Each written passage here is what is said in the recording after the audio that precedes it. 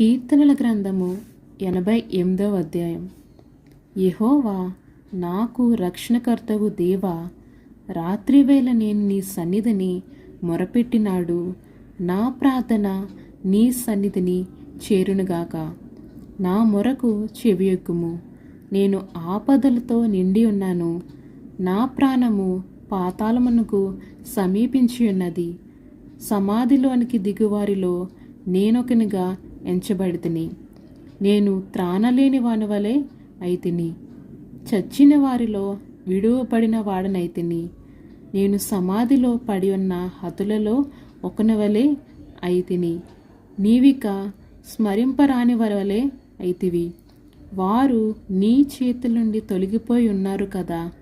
అగాధమైన గుంటలోను చీకటి గల చోట్లలోను అగాధ జలములోను నీవు నన్ను పరుండబెట్టి ఉన్నావు. నీ ఉగ్రత నా మీద బరువుగా ఉన్నది. నీ తరంగములన్నీయు నన్ను ముంచుచున్నవి. నా నెల్లవరులను నాకు దూరంగా నీవు ఉంచి ఉన్నావు. నీవు వారి దృష్టికి నన్ను హేయునిగా చేసి ఉన్నావు. వెలుపలి రావలగాకుండా నేను బంధింపబడి ఉన్నాను.